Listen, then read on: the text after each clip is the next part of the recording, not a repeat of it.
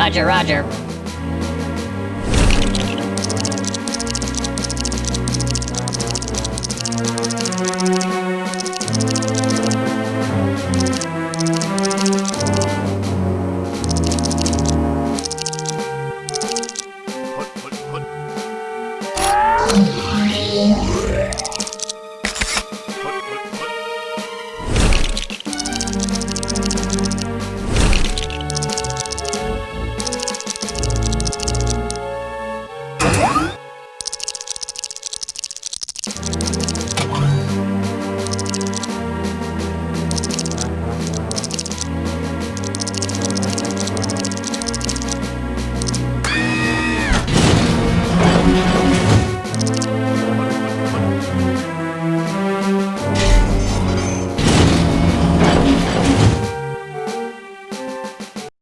Hello to all of you beautiful people inside of my phone, and welcome back to another LEGO Star Wars review. I am so excited to be reviewing the 501st Battle Pack for you guys. If only you knew what I had to go through to get this set.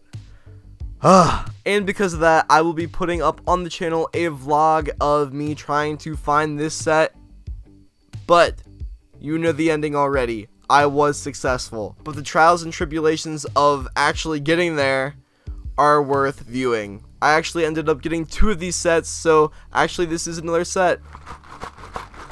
Nothing like the sound of Lego. So this is in fact the LEGO Star Wars 501st Troopers set, also known as the 501st Troopers Battle Pack. I know it's not a battle pack, but that's what I'm going to refer to it as. Even though LEGO doesn't call it one, I am, because that's what the community is calling it. The set retails for $30 in the US, so not a bad price for actually quite a large set. There are clearly 6 minifigures that come with this set. You get 4 501st Troopers, 1 being a 501st Jet Trooper, and 2 droids. So of course, because it comes with so many figures, a lot of people want to use it for army building, but for $30, is that worth it? I will let you know. The age restrictions on this set are 7 and up, and the set number is 75280. It comes with 285 pieces, which is a decent amount for a $30 set, especially with some amazing figures. So without further ado, let's get right into the review. Alright, let's take a look at the minifigures for this set. First up, we have the 501st Trooper. The 501st Troopers were a very pivotal part of Star Wars because they're the clones that march on the Jedi Temple in Episode 3 under Anakin Skywalker. In the Clone Wars, they are primarily under the leadership of Captain Rex and Anakin along with Ahsoka. So they're kind of a part of the main squad of clone troopers for both the show and the movies. There were also a slew of other 501st fan favorite clone troopers, including Kix, Jesse, Hardcase, Fives, Echo, you know the rest. So this is the blaster that our 501st Trooper here carries, which is really cool because there is an end piece on the blaster rifle. This is your normal LEGO blaster rifle for Star Wars characters, and this end piece actually makes it look like the DC-15 blaster rifle from the Clone Wars and Star Wars Attack of the Clones and Revenge of the Sith. I kind of dig it. It should be about that length, but obviously it doesn't look exactly like that blaster rifle, but it does look a bit better.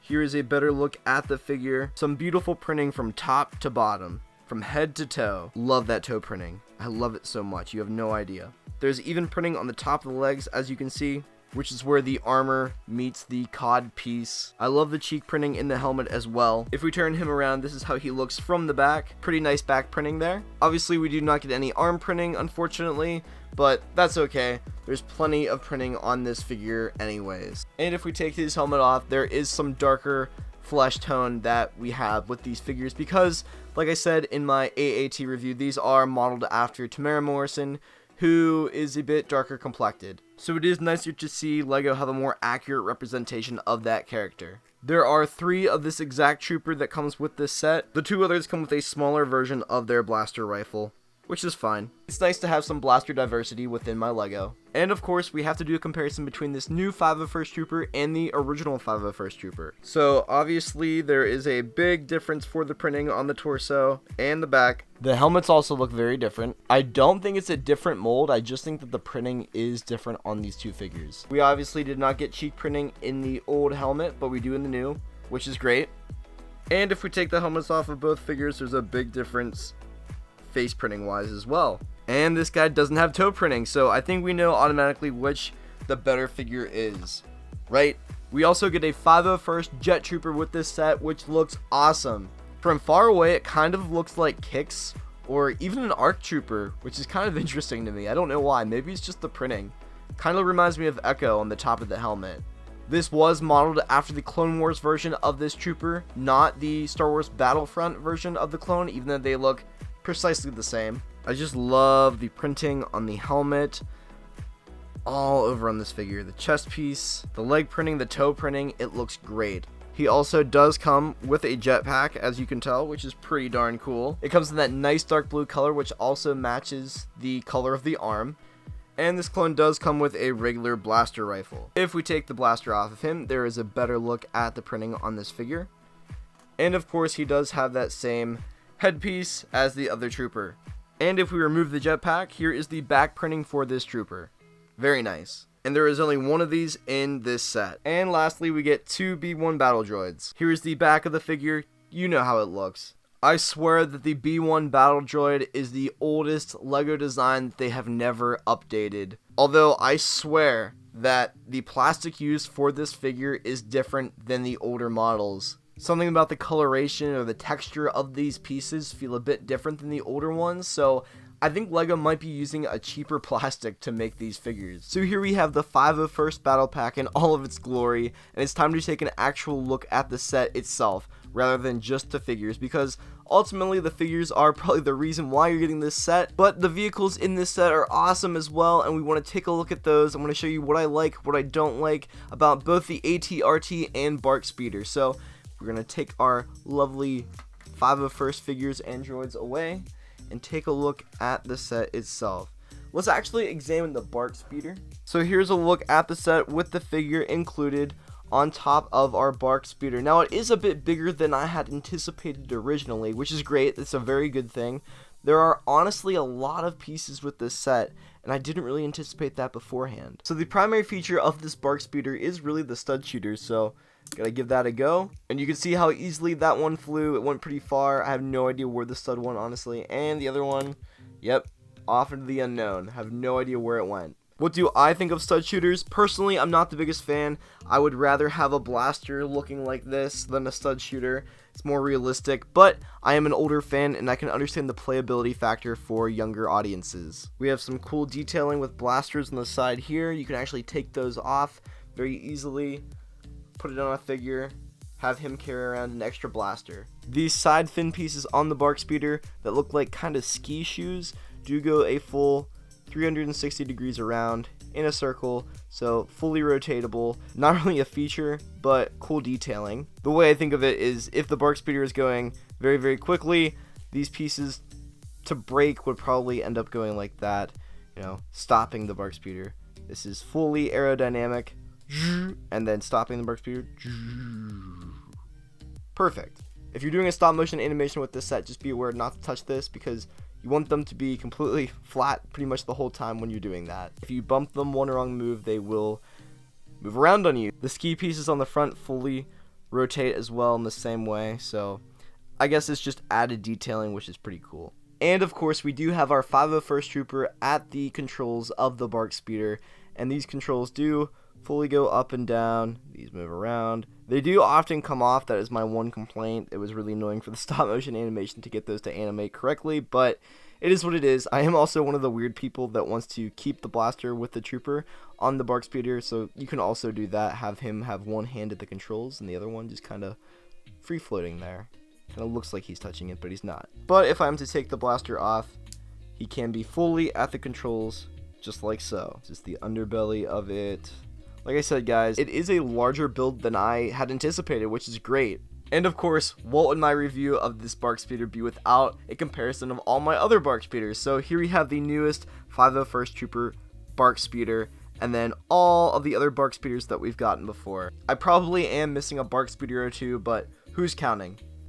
Specifically, I do think I am missing the BARC Speeder that came with Luminara Unduli and the Geonosis Cannon. That was one of those exclusive sets that I just never got. But this BARC Speeder with the Scout Trooper on top came from the Clone Turbo Tank, The original Clone Turbo Tank, one of my very first LEGO Star Wars sets. Not my first, but one of them. Then we also have the BARC Speeder that came with the Battle Pack from the Clone Wars.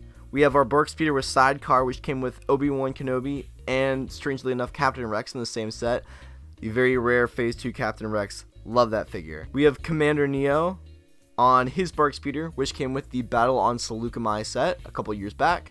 And the newest addition to the collection, like I said, the 501st Battle Pack BARC Speeder. I apologize, some of these are a bit dusty, but great BARC Speeders nonetheless. And you can tell how much bigger this one is than all the other ones. Just for comparison purposes, here are the two together.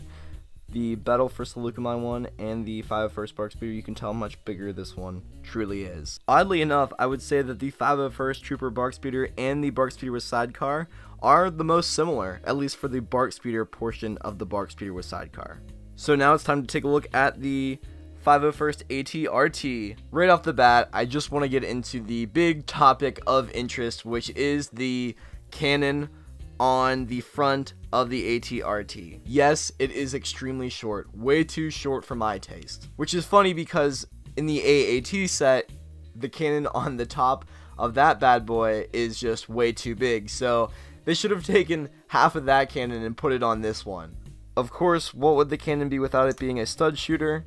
So there you have it, being fired very easily, very simply. Although the top cannon is really small, it does have a fully rotatable radius. It's very versatile, and it's really nice for stop motion animations as well. Being connected by that ball joint is really nice. It does give it a fully rotatable radius, which is really cool. One thing that you'll also notice is that the feet appear to be a little larger for some people's liking. I think they look fine. I think they're a good size.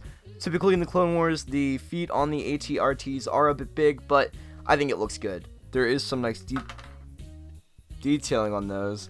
And I'm sure you're wondering how versatile this AT-RT really is. Well, let's take a look at the legs. Forward speaking, this is about as far as they will go. Backwards, they will go the full way back. This can actually go back even further than back. It goes the whole way kind of over the head if you want to do a yoga pose with it or something like that. What is cool though is that this toe piece does go forward and back to keep its balance if you are using it in a stop motion animation. It's actually very useful.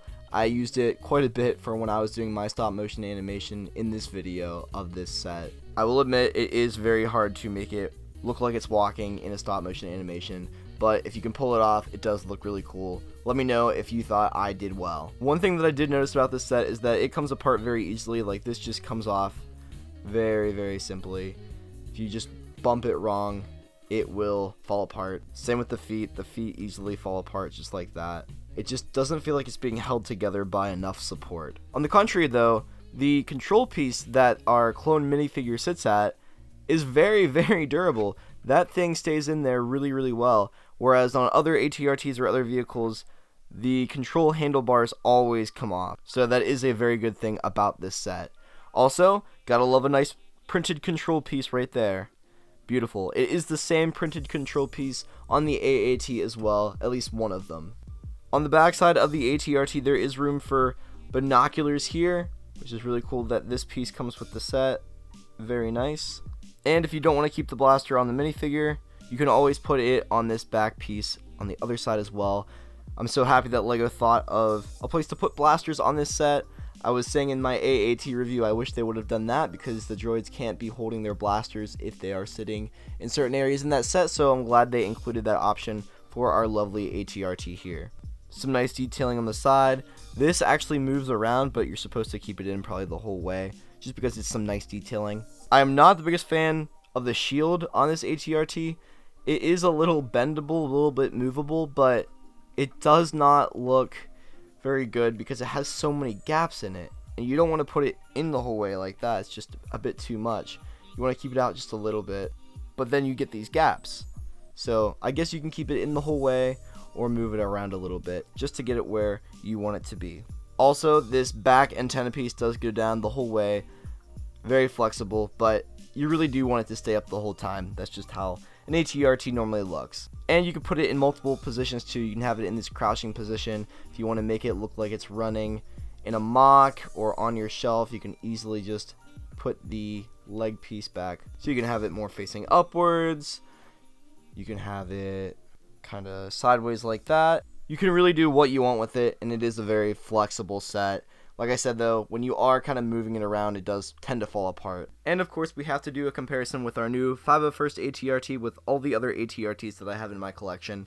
Once again, I think I am missing one or two probably. One I know is from the newest Clone Turbo Tank, and I think there was actually a polybag set that came out with a smaller AT-RT that I don't have. So the first AT-RT at the end was the very first AT-RT released, and it was also my very first Lego set. I got it at my birthday party back in 2005. So I was 8 years old when I got this set, which is crazy. Shout out to Arden. Thank you so much for my very first Lego set. And it was all downhill from there. I kid. Next up, we have the Clone Wars version AT-RT. That battle pack back in the day was the set that everybody wanted. That is when I really got into collecting Lego, when Star Wars The Clone Wars came out. That set came with 4 clone troopers, 1 was a gunner.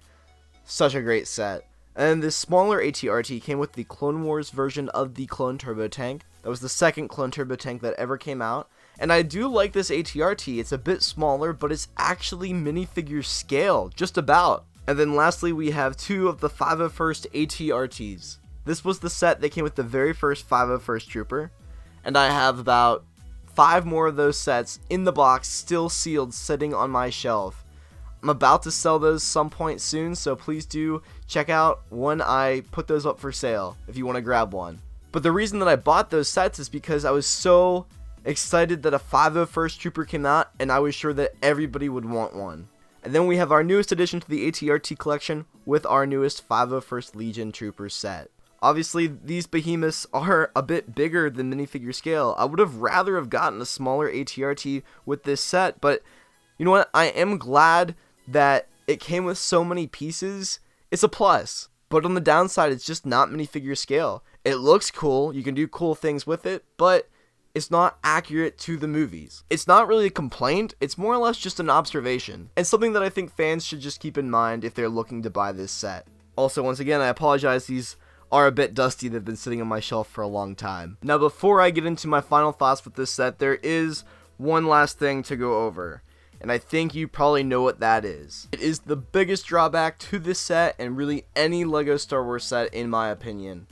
The amount of stickers that comes with the set. Guys, seriously, how many stickers do you need? There's one for every panel of this AT-RT. The front of it, the front of the BARC Speeder, the side of the front, the back of the BARC Speeder. There's so many stickers, oh my gosh. There are stickers everywhere, stickers for days, and I'm tired of it. No more stickers, Lego. I'm a sticker purist. We don't need any of this. So to me, that is a big drawback. Probably not to you, but whatever. For you non-sticker purists, it's not a big deal. But in all seriousness, I just really prefer sets that are able to use printed pieces, or they're able to somehow manipulate the set and put the detailing into the build itself. I think stickers are just a cheap way for Lego to get around putting in a lack of detail for some of their sets. I'm not trying to call them out, I just really am not a big fan of when they use a ton of stickers. None of the original sets had stickers in them when I first started collecting, and I think that's part of the reason why I also don't like stickers on my sets. Also, it completely decreases the value of the set once you apply the stickers. You could never take that sticker off, especially if you're ever hoping to resell your sets. But overall, it's a fairly large set for $30. It comes with a ton of pieces, much more than I had originally expected actually. And it's a pretty fun build. I definitely took my time building it. I was streaming it on TikTok, so it took me about an hour and a half to build. For some of you who own multiple of this set, it probably became a lot easier to build after the 3rd or 4th time you build it. But props to you for getting this set. You're very lucky if you have multiple of this 501st battle pack. And the reason that I use air quotes is because I know it's not a battle pack technically, but it truly is a battle pack. That's the way the community looks at it, so that's the way I'm going to look at this set. Even if that means Lego doesn't just call it the 501st Trooper battle pack. I also think that it's a nice display piece for your shelf. It's fairly small, it comes with some great vehicles, great figures, and it's a set that I think you should pick up. So how could I not line up Captain Rex with his 501st Legion clone troopers, both old and new? So this is my full 501st army. It's very small. I will probably not be buying any more of these battle packs. If I do so, it's just to keep in the box probably. but it does look so epic to have all these 501st Legion clone troopers all lined up with each other. I was so lucky to get this set, and I'm truly grateful to have all these really cool figures. But you know, the one thing is, sorry about that. Alrighty, my friends, final thoughts. Is this set worth it? How do I feel about it? Personally, I love the set. I think that the minifigures are a super strong reason why you should go and pick it up. If you can find it, that is. It is very, very difficult to find this set, as I have learned, and probably you have too if you're a LEGO Star Wars fan. The minifigures themselves make the set worth it, right? Especially if you are a Clone Wars fan. The set might be worth picking up just for you if you're a big LEGO fan, because you know that this is something that the community has been wanting for so very long. And of course, shout out to M&R Productions for being the one to really be a big proponent of this set getting released. It has a great build with the BARC Speeder and the AT-RT, and there are a lot of pieces with this set for $30. The AAT, which I just reviewed on the channel, please check out the review of that next. It only has one piece more than this set, and it's $10 increased in price. It is a $40 set, whereas this set, the 501st Battle Pack, is $30. So I think for your value, you're probably getting a lot more with this set compared to that. But it's pretty much comparing apples to oranges at that point. Because like I stated before, the reason you're getting this set is because of the figures. If you are an army builder and you want 4 easy 501st troopers for $30, just go to your Walmart or Target. But I wish it was that easy, because of course this set is selling like hotcakes. How often do hotcakes really sell? You cannot find it practically anywhere. There were only 4 per each store at the onset of this release. I was lucky enough to get 2 out of the 4 at my Walmart. I'm sure as time progresses on, they're going to be making more of these sets in order to sell. Sure, they're really hard to find right now at the very beginning, but in a couple months, I think we might find that this set is a lot easier to find. Or who knows, they might not be anywhere to be found. Remember that mass chaotic moment at the beginning of the year when there was no toilet paper to be found, and now you can get toilet paper anywhere? Yeah, I think this set might be the same way, but I am not comparing it to toilet paper. This set is, it's worth a lot more than that. But, of course, just with any LEGO Star Wars set, it has some downsides. For me, these are those. There are just so many unnecessary stickers with this set. I just feel that LEGO could have done a better job putting more detailing on the set rather than just putting a ton of stickers with it. And for someone like me who never puts stickers on their set pretty much no matter what, that really takes the value down for me. Of course, another downside is this very, very small turret on the AT-RT. The cannon on it is just way too short. It should be about double the size. Although if you have plenty of other LEGO at home, that is probably an easy to fix problem. I'm sure there are a ton of people online right now with a great fix to that cannon if you have the right pieces.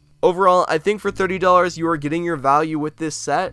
Although, in my opinion, I would have loved to seen this set for $15 with 4 501st troopers, maybe 1 jet trooper out of the 4, and then just a very small AT-RT or a BARC Speeder. I would have been personally very happy with that. I would have bought more. But for $30, I find it very hard to justify spending that amount of money just for 4 501st troopers, when I could be getting 2 $15 battle packs for $8. But of course, LEGO is a company that wants to make more money, and I don't blame them. I think in the future, LEGO will stick to this model for a battle pack. Who wouldn't? They know you're going to buy it after all. They know you want your 501st troopers, and we do. I think in the future, we also might see LEGO make an opposing vehicle for the other side. So for instance, for this set, we get a BARC Speeder or an AT-RT, and the droids get a separate speeder or vehicle. Rather than battle packs, they're full-on battle sets. And of course, it is great to have 2 opposing sides in a set.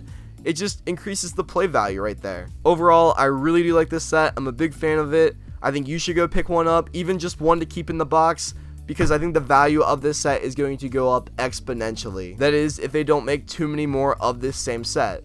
My PSA to you all is don't be a scalper that goes out, buys all the sets at your local store, and sells them online for double the price. Don't be that person. And if you're an army builder, hold off on buying a ton of these sets until they're a little bit more plentiful, because there are some people out there who are a bit younger that deserve to get their hands on at least one of these. What I'm saying is, be kind to your fellow LEGO Star Wars fan. We're all in this together. Especially during these weird times that we're in, let somebody else have an opportunity to get this set. Overall, if I am to rate this set, I would give it a solid 8 out of 10. Of course, the stickers really do bring down the value for me. The figures are great, the vehicles are great. I just think that it should be a smaller $15 set. So let me know what you guys think of this set. If you have it, was it worth getting? Do you want this set if you don't have it? Leave a comment down below. I would love to read what you guys have to say. I hope you enjoyed this review, and I will see you in the next video. Roll the outro! Congratulations on making it to the end of this video. If you did enjoy this piece of content, please do consider giving me a like and subscribing to the channel for more content like this. Here are some other video recommendations that you should check out. Follow me on TikTok and Instagram for more content from me. Thank you so much for the support and have a great rest of your day.